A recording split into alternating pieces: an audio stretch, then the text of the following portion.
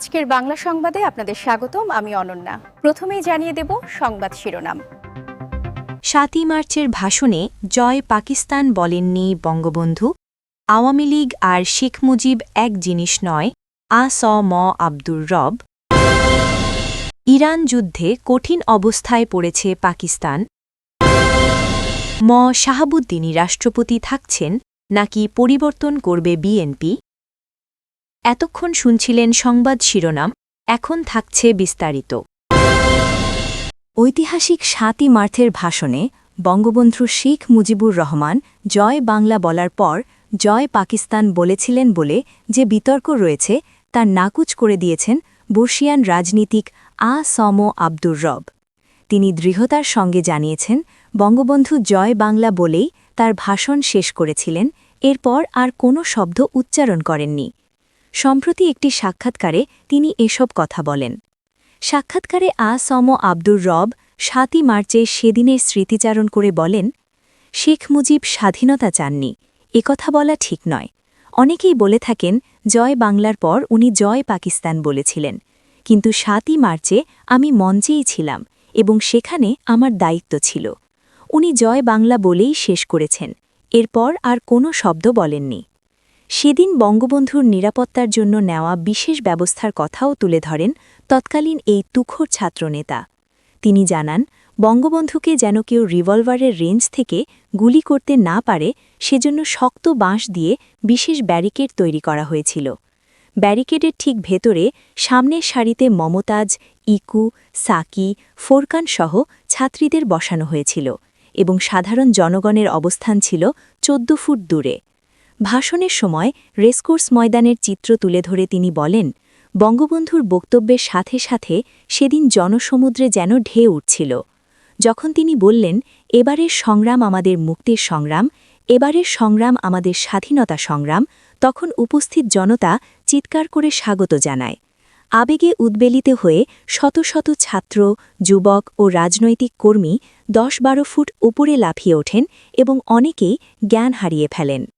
সাক্ষাৎকারের শেষাংশে ম আব্দুর রব একটি তাৎপর্যপূর্ণ মন্তব্য করে বলেন, একটা জিনিস মনে রাখতে হবে, আওয়ামী লীগ আর শেখ মুজিব এক জিনিস না। এর পেছনের কারণ হিসেবে তিনি উল্লেখ করেন, তৎকালীন আওয়ামী লীগ শেখ মুজিবকে ঢাকায় ঐতিহাসিক ৬ দফা কর্মসূচি ঘোষণা করতে দেয়নি, যে কারণে বাধ্য হয়ে তাকে চট্টগ্রামের লালদিঘি ময়দানে গিয়ে সেই ঘোষণা দিতে হয়েছিল। ইরানে যুক্তরাষ্ট্র ও ইসরায়েলের হামলাকে ঘিরে শুরু হওয়া সংঘাত পাকিস্তানকে কঠিন কূটনৈতিক অবস্থায় ফেলেছে। একদিকে ইরানের সঙ্গে দীর্ঘ সীমান্ত ও প্রতিবেশী সম্পর্ক, অন্যদিকে সৌদি আরবের সঙ্গে প্রতিরক্ষা চুক্তি। এই দুই বাস্তবতার মধ্যে ভারসাম্য রক্ষা করাই এখন ইসলামাবাদের বড় চ্যালেঞ্জ।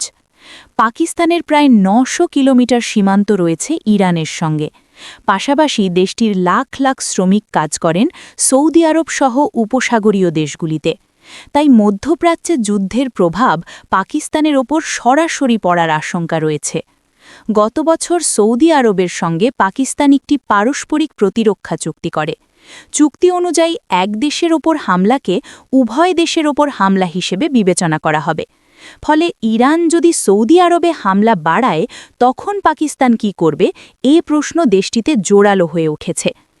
এ পর্যন্ত পাকিস্তান মূলত কূটনৈতিক তৎপরতার মধ্যেই সীমিত রয়েছে। তারা ইরান ও সৌদি আরব উভয় দেশের সঙ্গে যোগাযোগ বাড়িয়ে উত্তেজনা কমানোর চেষ্টা করছে। বিশ্লেষকদের মতে পাকিস্তানের জন্য সবচেয়ে কঠিন বিষয় হল ইরানকে সরাসরি প্রতিপক্ষ হিসেবে দেখা সম্ভব নয়, কারণ দুই দেশের মধ্যে দীর্ঘ সীমান্ত, বাণিজ্যিক সম্পর্ক ও রাজনৈতিক যোগাযোগ রয়েছে। এদিকে পাকিস্তানের ভেতরেও এই যুদ্ধের প্রভাব দেখা যাচ্ছে। ইরানের সর্বোচ্চ নেতা নিহত হওয়ার খবরের পর দেশটির বিভিন্ন জায়গায় বিক্ষোভ হয়েছে এবং সাম্প্রদায়িক উত্তেজনা বাড়ার আশঙ্কা দেখা দিয়েছে। পাকিস্তানে উল্লেখযোগ্য সংখ্যক শিয়া মুসলিম বসবাস করায় পরিস্থিতি আরও সংবেদনশীল হয়ে উঠেছে। বিশ্লেষকদের মতে পাকিস্তান সরাসরি যুদ্ধে জড়াতে চাইবে না, তবে প্রয়োজন হলে সৌদি আরবকে আকাশ প্রতিরক্ষা বা সীমিত সামরিক সহায়তা দিতে পারে। একই সঙ্গে তারা ইরানের সঙ্গে কূটনৈতিক যোগাযোগ বজায় রাখার চেষ্টা করবে। তাদের মতে এই সংকটে পাকিস্তানের সবচেয়ে কার্যকর ভূমিকা হতে পারে মধ্যস্থতাকারীর ভূমিকা পালন করা এবং দুই পক্ষের মধ্যে উত্তেজনা কমানোর চেষ্টা করা। বাংলাদেশে বিএনপির নতুন সরকার এ মুহূর্তে রাষ্ট্রপতি মো সাহাবুদ্দিনকে সরিয়ে দেওয়া বা ওই পদে পরিবর্তনের চিন্তা করছে না। রাষ্ট্রপ্রধানের পদে পরিবর্তনের প্রশ্নে সরকারের নীতি নির্ধারণী পর্যায়ে এখনও কোনো আলোচনা হয়নি বলেই সংশ্লিষ্ট একাধিক সূত্র জানাচ্ছে। তবে 12 ফেব্রুয়ারি অনুষ্ঠিত জাতীয় সংসদ নির্বাচনে বড় বিজয় নিয়ে বিএনপি সরকার গঠনের পর থেকেই রাষ্ট্রপতি পরিবর্তন প্রশ্নে নানা আলোচনা চলছে রাজনীতিতে। এমনকি বিএনপির কারা রাষ্ট্রপতি হতে পারেন অনেক নাম দিয়েও খবর হচ্ছে সংবাদ মাধ্যমে। সামাজিক মাধ্যমেও রয়েছে অনেক নাম নিয়ে আলোচনা। দলটির নেতাকর্মীদেরও অনেকে ধারণা করছেন রাষ্ট্রপতি পদে পরিবর্তন আসতে পারে। যদিও বিএনপির নীতি নির্ধারণী পর্যায়ের একাধিক নেতা বিবিসি বাংলাকে বলেছেন বর্তমান রাষ্ট্রপতির মেয়াদের এখনও অনেকটা সময় বাকি আছে, ফলে সংবিধান অনুযায়ী এখনই রাষ্ট্রপতি নির্বাচনের বিষয় নেই। তারা এই প্রশ্নও করছেন যে রাষ্ট্রপতি নির্বাচনের প্রশ্ন কেন তোলা হচ্ছে।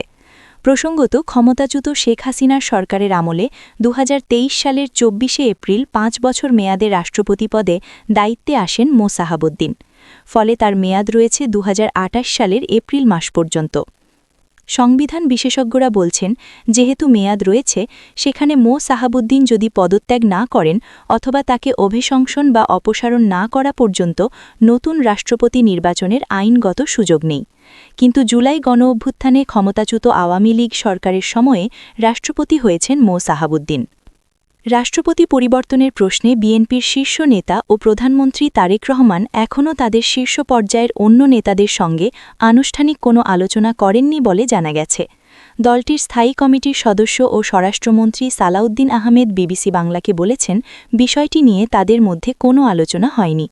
সরকারের নীতি নির্ধারণী পর্যায়ের আরেকজন নেতার বক্তব্য হচ্ছে, জুলাই গণঅভ্যুত্থানে আওয়ামী লীগের শাসনের পতনের পর সেই আন্দোলনের নেতৃত্বের একটা অংশ রাষ্ট্রপতির পদ থেকে মো সাহাবুদ্দিনের পদত্যাগের দাবি তুলেছিল।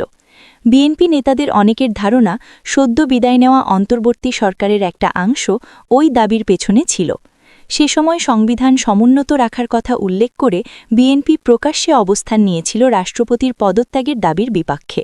তখন তাদের যুক্তি ছিল, রাষ্ট্রপতিকে সরিয়ে দেওয়া হলে দেশে সংবিধান ও আইন বহির্ভূত একটা অরাজকতা বা নৈরাজ্যকর পরিস্থিতি সৃষ্টি হবে। কোনো কোনো মহল সে ধরনের পরিস্থিতি তৈরি করতে চেয়েছিল। সেই উদাহরণ টেনে সরকারের নীতি নির্ধারণী পর্যায়ের ওই নেতা জানান, বিএনপি এবং তাদের সরকার এখন পর্যন্ত সংবিধান সমুন্নত রাখার পুরনো অবস্থানেই আছে। বিএনপি নেতৃত্ব নতুন ত্রয়োদশ জাতীয় সংসদ গঠনসহ সামনে চলার ক্ষেত্রে সংবিধান সমুন্নত রাখার কথা বলছেন। সেই অনুযায়ী জাতীয় সংসদের প্রথম অধিবেশন বসতে যাচ্ছে আগামী 12